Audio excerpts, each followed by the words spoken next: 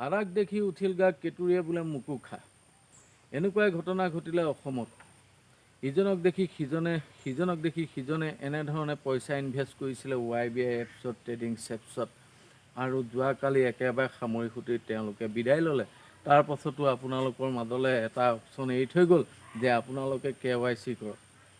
KYC কৰক, তেতিয়াহে আপোনালোকে টকাটো ঘূৰাই পাব। তাৰপাছত যেতিয়া আপুনি KYC অপশ্যনটোলৈ গৈছে, তেতিয়া দেখা পাইছে দীঘল এখন চাৰ্ট, তাত 8টামান অপশ্যন দিছে যে আপোনাৰ একাউণ্টত থকা সেই টকাখিনি পাবলৈ হ'লে আপুনি KYC কৰিব লাগিব। আৰু KYC কৰিবলৈ হ'লে আপুনি 6,000 টকা দি পেলাই KYC কৰিব লাগিব, লগত পান কাৰ্ডৰ নম্বৰটো দিব লাগিব।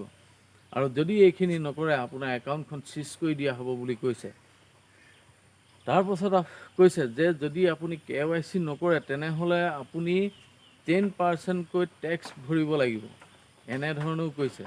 আৰু আপোনাৰ একাউণ্টৰ সমস্ত পইচা ব্লক কৰি দিয়া যাব বুলি কৈছে। আৰু যি নহওক, এইখিনি তেওঁলোকে আমাক আকৌ ব্লেকমেইলিং কৰিছে, ভাবুকি দিছে যে আমি ভয় খাই যাতে আকৌ পইচা দিবলৈ তেওঁলোকক পইচা দিওঁ, 6,000 টকা দিওঁ। আৰে ভাই, কেলৈ দিব লাগে 6,000 টকা? জানি লওক, শিকি লওক, এই কথাটো শিকি লওক। 6,000 টকা আমি কিয় দিব লাগে? কিয় দিম বাৰু? আমাৰতো একাউণ্টত 30,000 40,000কৈ টকা পৰি আছে। সেই টকাটোকে কাটি পেলাই আমাক দেখোন পইচাটো উইথড্ৰল কৰিবলৈ সুবিধা কৰি দিব পাৰে। তাৰ পৰিৱৰ্তে আমাৰ পৰা আকৌ নতুনকৈ ৰিচাৰ্জ কৰিবলৈ 6,000 টকা KYC নামত কিয় বিচৰা হৈছে? সাংঘাতিক এটা আকৌ টুপি দিব বিচাৰিছে। আৰু যি নহওক, এইখিনিৰ পৰা বাচি থাকক। যে কোনোবা এজনে 6,000 টকা লগাই পেলাই কৈ দিব পাৰে যে মই 6,000 লগালোঁ, মোৰ উইথড্ৰল হৈ গ'ল। দিব, তেনেকৈ দিও দিব, 2-3জন মানক দি দিব। যেতিয়া বেছি সংখ্যক লোকে লগাবলৈ ল'ব, তেতিয়া তেওঁলোকে আকৌ সেই টকাটো সামৰি সুতৰি ৰাখি দিব। গতিকে ভুলতো নকৰিব এনেকুৱা কাম। কাৰোবাক দেখি 6,000 টকা এটা KYC কৰিবলৈ আগবাঢ়ি নাযাব। আপোনাৰ পইচাকেইটা, সাঁচতীয়া পইচাকেইটা, কষ্টৰ পইচাকেইটা ধুনীয়াকৈ ৰাখক আপোনাৰ একাউণ্টটোত। লগতে আৰু এটা কথা মই ক'বলৈ বিচাৰিম যে আমাক কালি লুটি লৈ গৈছে যি ধৰণে YBI ট্ৰেডিং এপছে, তাৰ পৰা কিন্তু আমাৰ পইচাৰ লছ হৈছে। তাৰ পৰা কিন্তু আমি এটা শিক্ষাও পাইছোঁ। আমি শিকিব পাৰিছোঁ যে ভৱিষ্যতে এনেধৰণৰ অচিনাকি এপছত পইচা পাতি ইনভেষ্ট কৰিব নালাগে বুলি। এতিয়া অনলাইন প্লেটফৰ্মখনত বিভিন্ন ধৰণৰ এপছ আহিছে, বিভিন্ন ধৰণৰ, মই সেইবিলাকৰ নাম ক'বলৈ নাযাওঁ। বিভিন্ন ধৰণৰ এপছ আহিছে, বিভিন্ন ধৰণৰ ইউটিউবাৰসকলক প্ৰমোটৰ কাৰণে বিভিন্ন ধৰণৰ এপছে লগ ধৰিছে, প্ৰমোট কৰিবলৈ জোৰ কৰিছে। ঠিক তেনেকৈ ইউটিউবাৰসকলে পইচা পোৱাৰ লোভত প্ৰমোট কৰি দিব।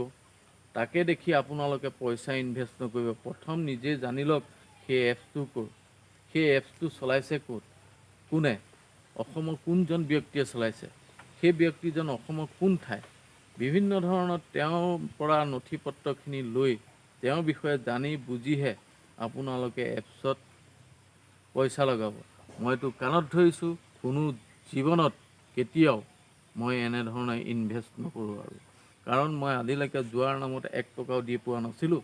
কিন্তু লগ লগৰুৱাই পইচা লগোৱা দেখি মই ঘপককৈ লগাই দিছিলোঁ, তাকো শেষত লগাইছিলোঁ।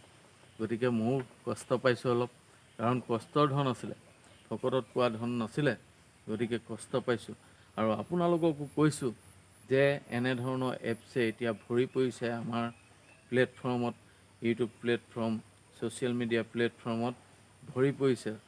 ইউটিউব খোলাৰ লগে লগে দেখিব বোলে আমুক এপছ, ফেচবুক খোলাৰ লগে লগে দেখিব আমুক এপছে বোলে ইমান টকা দি আছে। তাত ভুল নগৈ আপোনালোকে প্ৰথম সেই এপছটোৰ বিষয়ে জানি লওক। যিটো লগাম বুলি ভাবিছে সেই এপছটোৰ বিষয়ে জানক, আৰু তাৰ পাছত আপোনালোকে পইচাটো ইনভেষ্ট কৰক। আৰু পৰাপক্ষত এই অনলাইন ট্ৰেডিঙৰ পৰা বাচি থাকক। বহুত স্কেম হৈ আছে, আমাৰ পৰা বহুত লুটি আছে, মানে অসমখন শেষ কৰি পেলাইছে। এটা সময়ত ইষ্ট ইণ্ডিয়া কোম্পানীয়ে ভাৰতবৰ্ষলৈ আহিছিলে শাসন কৰিবলৈ, আৰু শোষণ কৰিছিল। ভাৰতবৰ্ষৰ পৰা অজস্ৰ ধন সম্পত্তি সোণৰূপ টালি টোপোলা বান্ধি তেওঁলোক বিদেশলৈ গুচি গৈছিলে। ঠিক এতিয়া সেই বিদেশী কোম্পানীবিলাকে সেই একেটা কৌশল অৱলম্বন কৰিছে। গতিকে জয় আই অসম, বন্দে মাতৰম। আপোনালোকক অনুৰোধ কৰিছোঁ এনেকুৱা এপছত আৰু পইচা বিনিয়োগ নকৰিব।